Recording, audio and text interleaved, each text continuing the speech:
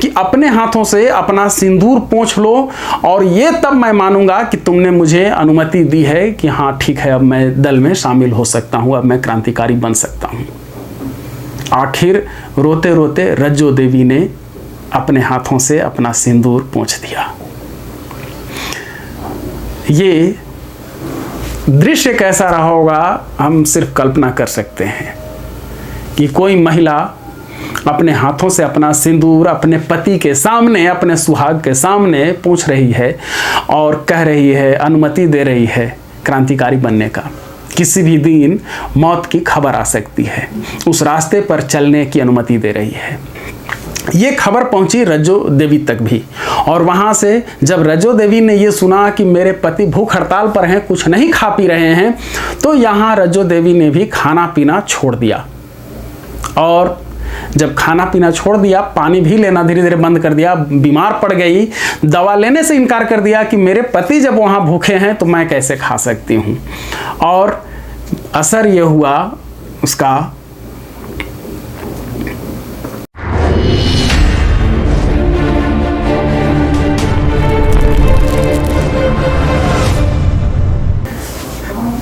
नमस्ते, the freedom में आपका स्वागत है। मैं सुधीर।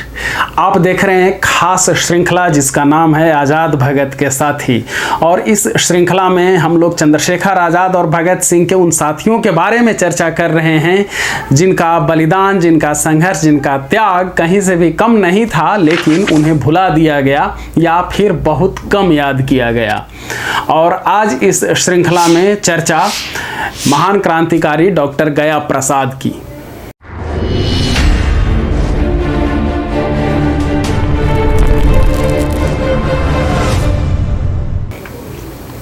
डॉक्टर गया प्रसाद पर पहले से भी कुछ वीडियो उपलब्ध हैं चैनल पर, आप उन्हें भी देख सकते हैं। आज एक खास किस्सा उनसे जुड़ा हुआ है जो पता चलेगा जिनसे कि हमारे क्रांतिकारियों ने कितनी कुर्बानियां दी हैं। डॉक्टर गया प्रसाद की शादी काफ़ी पहले हो गई थी, कम उम्र में ही, और जब ये दल में शामिल होने गए, चंद्रशेखर आज़ाद उस समय सेनापति थे, दल के प्रमुख थे, तो उनसे कहा गया कि भाई तुम तो शादीशुदा आदमी हो, परिवार वाला आदमी हो, फैमिली वाला आदमी हो, तो तुमको तो दिक्कत होगी, यहाँ आधा ध्यान तो रहेगा वहाँ पर, पत्नी पर, घर परिवार पर, तुम यहाँ से तुम लड़ोगे कैसे। दूसरी बात ये कि पकड़े जाओगे तो परिवार वाला वो बड़ा मायाजाल रहता है, तुरंत आदमी मुखबिर बन जाता है, वहाँ पर थोड़ा सा टॉर्चर होगा तो यहाँ पर तुम मुंह खोल दोगे, या फिर मान लो कि बड़ी सज़ा मिलेगी तो तुम्हें लगेगा कि ना है तो मुखबिरे बन जाते हैं, तो उसके बदले जल्दी छूटेंगे तो घर परिवार फिर जा कर के रहेंगे। ये सब चीज़ बताया गया। फिर भी ये जिद पर डॉक्टर गया प्रसाद अड़े रहे कि ना, हम इसमें शामिल होंगे ही, हम लड़ेंगे ही।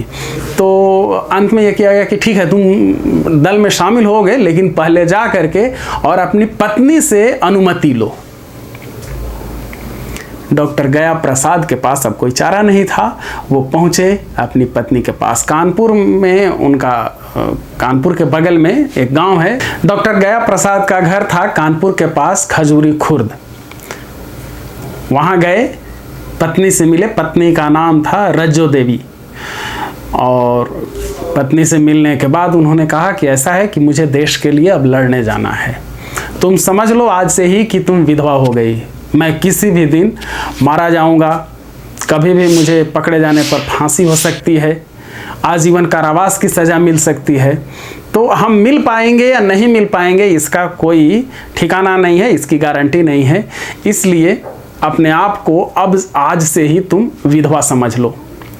पत्नी रोने लगी, रज्जो देवी रोने लगी। वो कैसे कोई पत्नी कहेगी पति को कि हाँ जाइए हम आज से विधवा हैं, चाहे वो जितना अधिक मजबूत हो। तो इन्होंने कहा कि नहीं, इसमें रोने धोने वाली बात नहीं, तुम्हारी मदद चाहिए, तुम्हारी अनुमति के बिना मुझे दल में शामिल नहीं किया जा सकता है। तो आखिर रज्जो देवी ने कहा कि ठीक है जाइए। तो गया प्रसाद ने कहा कि ऐसे नहीं, अपनी मांग का सिंदूर पोंछ लो। अब ये एक और बड़ी परीक्षा, और साथ ही ये भी कहा कि अपने हाथों से पोंछो तुम अपना सिंदूर, ताकि ये मुझे लगे कि हाँ तुमने मुझे अनुमति दे दी है। गया प्रसाद खुद नहीं पोंछ रहे हैं सिंदूर, वो कह रहे हैं पत्नी को, रज्जो देवी को, कि अपने हाथों से अपना सिंदूर पोंछ लो और ये तब मैं मानूंगा कि तुमने मुझे अनुमति दी है कि हाँ ठीक है, अब मैं दल में शामिल हो सकता हूँ, अब मैं क्रांतिकारी बन सकता हूँ। आखिर रोते रोते रज्जो देवी ने अपने हाथों से अपना सिंदूर पोंछ दिया। ये दृश्य कैसा रहा होगा हम सिर्फ कल्पना कर सकते हैं कि कोई महिला अपने हाथों से अपना सिंदूर अपने पति के सामने, अपने सुहाग के सामने पोंछ रही है और कह रही है, अनुमति दे रही है क्रांतिकारी बनने का। किसी भी दिन मौत की खबर आ सकती है, उस रास्ते पर चलने की अनुमति दे रही है। और फिर वहाँ से गया प्रसाद चले जाते हैं, दल में भर्ती हो जाते हैं। गया प्रसाद ने डॉक्टरी की पढ़ाई कर रखी थी और जहाँ ज़रूरत पड़ती थी वो डॉक्टर बन करके किराया पर मकान लेते थे, अपना डिस्पेंसरी खोल देते थे और दिन भर कुछ मरीज को देखते उठते थे। रात भर उसमें बम बारूद तैयार किया जाता था, बम बनाए जाते थे, निशानेबाजी की जाती थी, गुप्त मीटिंग होती थी, साथियों को ठहराया जाता था अगर कहीं और ठहराने में दिक्कत है तो, और ये सब गतिविधियाँ की जाती थी। वो फिरोजपुर में भी, आगरा में भी, सहारनपुर में भी इस तरह से उन्होंने डिस्पेंसरी खोली थी और भी कई जगह जहाँ दल को जरूरत पड़ी। दूसरी ओर रज्जो देवी को उनके ससुराल में ही ताने मिलने लगे कि इसका पति तो गलत रास्ते पर चल पड़ा है, अब वो क्रिमिनल हो गया है या इस तरह से, और उब करके आखिर वो अपने मायके चली गई। इधर गया प्रसाद क्रांतिकारी दल में थे, वो तो विदा लेकर के आए थे, अनुमति लेकर के आए थे, लेकिन हुआ ये कि दल को धन की ज़रूरत पड़ने लगी, बहुत अधिक परेशानी थी, पैसे नहीं मिलते थे। आज इतनी आसानी से आप देख ले रहे हैं कि रैली करने के लिए, हेलीकॉप्टर उड़ाने के लिए और बहुत सारे काम के लिए बहुत आसानी से करोड़ों अरबों रुपए फूंके जा रहे हैं। क्रांतिकारियों को खाने के पैसे नहीं मिलते थे और कई कई दिन तक गुजारा सिर्फ एक एक चाय पी करके करना पड़ता था। पैसे की इस कमी को दूर करने के लिए जब तब गया प्रसाद पत्नी के पास जाते थे। उनके पास पैसे नहीं होते थे तो वो अपना जेवर, अपना गहना दे देती थी गया प्रसाद को और इस तरह से कुछ पैसे का जुगाड़ होता था। जब लाहौर एक्शन का केस चला और जिसमें भगत सिंह, सुखदेव और राजगुरु को फांसी की सजा हुई, उसी में डॉक्टर गया प्रसाद को आजीवन कारावास की सजा मिली थी। और जब ये अंडमान निकोबार में थे, सेल्यूलर जेल में काले पानी की सजा जब ये झेल रहे थे, उसी दौरान गया प्रसाद और अन्य साथियों ने भूख हड़ताल की अपनी कुछ मांगों को लेकर के, मानवीय गरिमा को लेकर के।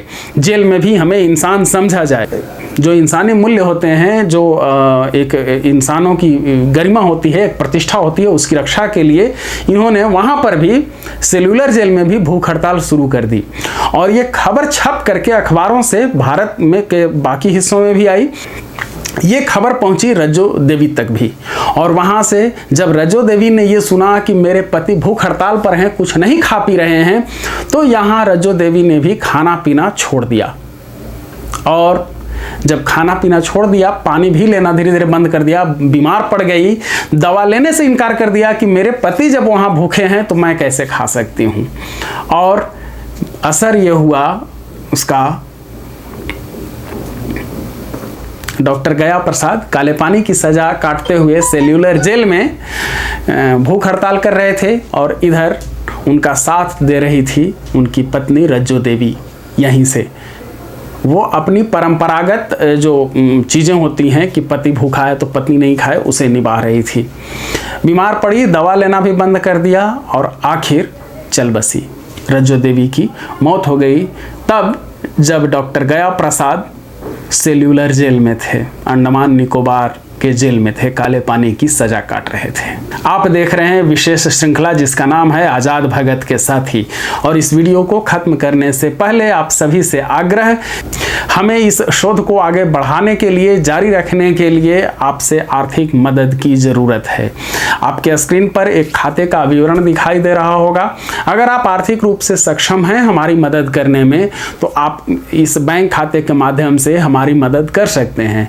अगर आप आर्थिक रूप से सक्षम नहीं है तो भी आप हमारी मदद कर सकते हैं। इस अभियान को आगे बढ़ाइए, सभी लोगों तक पहुंचाइए, हर हिंदुस्तानी तक पहुंचाइए, अधिक से अधिक लोगों तक फॉरवर्ड कीजिए। जो भी वीडियो क्रांतिकारियों पर बनाए जा रहे हैं, बनाए गए हैं। हमारे साथ जुड़े रहने के लिए इस चैनल को यानी द फ्रीडम को सब्सक्राइब कीजिए। धन्यवाद। जय हिंद। इनकलाब जिंदाबाद।